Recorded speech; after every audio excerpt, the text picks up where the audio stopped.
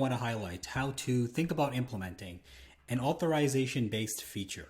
So for example, if I'm logged in as a user and I'm seeing a stock right here, and I go and click on visual right now, and I see visuals, so I see a bunch of visuals that I can view for the stock that I'm looking at. Now if I scroll down, I will see this message right here saying only available to elite members. In other words, the user I'm logged in as is not an elite member, and therefore I'm only seeing sample data for a stock like Apple, for example. So right now I'm on Microsoft. I'm not going to see Microsoft data here. I will see Apple data because, once again, the user is not an elite member. Therefore, they're not authorized to view the data for Microsoft and any other stock ticker for that matter. I'm just showing sample data for Apple just to show them a sample of what they could get if they are a member. So how would you implement such a functionality like this, where you are essentially blocking the user from viewing data that is only for members, and aka the user is not authorized to view certain things, but at the same time you want to actually show them a preview of what they could be getting just with sample data for a sample stock, in this case like Apple. So let's see how this will work. I'll just jump into the code. So from a bird's eye view, this is the situation. We have a handler right here. It's a request handler, and it's just an endpoint that comes in essentially. So when a user makes a request to view the annual income statement growth, to be specific, that's this box right here, this chart right here. If they want to view this, well then here's what happens. You get a few things. You first get the user, and then you see, first of all, if the user exists. Secondly, if the user is authorized at all in a basic sense. And then if the user can access the paid resources. In other words, if the user is a member. And if all of this, if either of these fail, that is, then I simply return a custom status code and I get my free ticker. In this case, Apple is my free ticker, and that's my ticker. And I obviously set the ticker, I pass in the ticker to the fetch annual function right here. Therefore, I am getting the data for the free ticker right here, and I'm sending that data back. So what's going on here? What's going on is the ticker comes in. The user obviously makes a request for whatever ticker they're looking at. So in this case, the user makes a request for Microsoft. However, I want to see whether the user is authorized to view the Microsoft data. And what I'm saying is if any of these checks fail, then the user is not authorized, therefore set a free ticker. So we can go ahead and jump into one of these functions here. Is authorized basic, for example. And I'll just take a look at what this function is. Is authorized basic has nothing to do with a membership authorization. This is a general authorization such that we want to ensure that the JWT token for the user is valid. And if so, we want to obviously pass it. If not, we fail it. Now this is related to JWT session sort of related authorization. It's not the point of this video here. So I just wanted to give you a glance at that function. Moving on though, this can access paid. This is our true barrier. What we're saying here is, can the user access a paid resource? Now the user is the user. The product name, basically the name of the product, this is just something that we define ourselves. We're saying, is the user having the ability to access an elite based product? That's all we're asking. So if I go to can access paid here, it's very simple.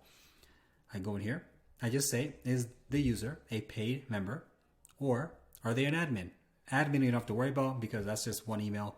But if the user is a paid user, what does that mean? Paid member.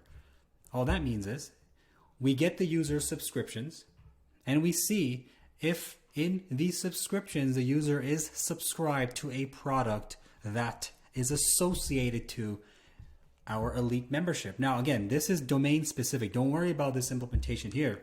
The point here is I'm showing you a framework on how to think about blocking the user from accessing authorization specific features. And if the user is not allowed, Then how to preview data. In this case, we're getting a free ticker and we're passing it in to our fetch annual function right here. So that's that. And then what else?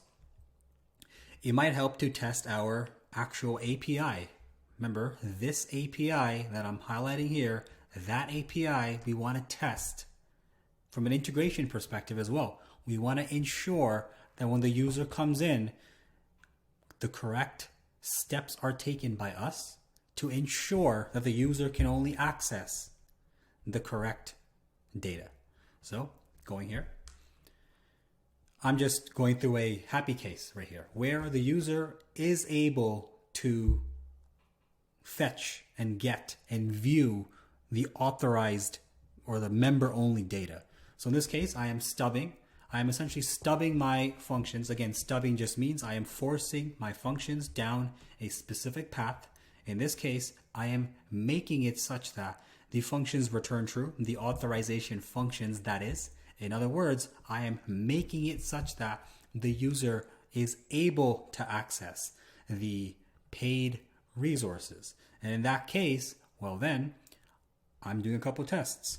I am testing for whether the functions are called, and here's an important one, get free ticker. I am ensuring, I am seeing, I am validating whether this is not called. Remember, get free ticker is only called, going back here, when the user is not authorized. If the user is authorized, this function is not called.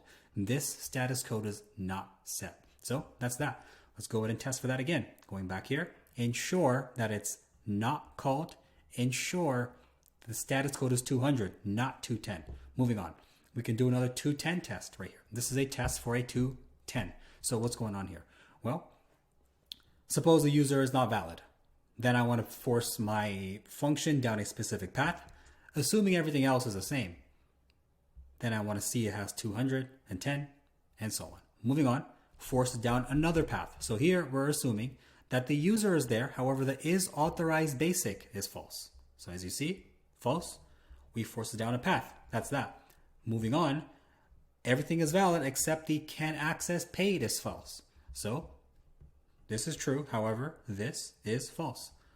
So I hope it's clear that we are going down specific paths. We are testing our function with assumptions of certain things that are returning true, certain things that are returning false. This is more of an integration test that we're doing right here. So that's that. We also have just a complete throw. So if one of our functions errors out, one or all errors out, then we want to return a 500. Going back here, 500, right? So we're just testing for whether our function, this request handler, behaves accordingly. So that's that. This is how, once again, you can think about implementing an authorization-based feature where the user is prohibited from viewing certain data if they're not a member. And you can also give them a preview of what they could be getting. So that's that.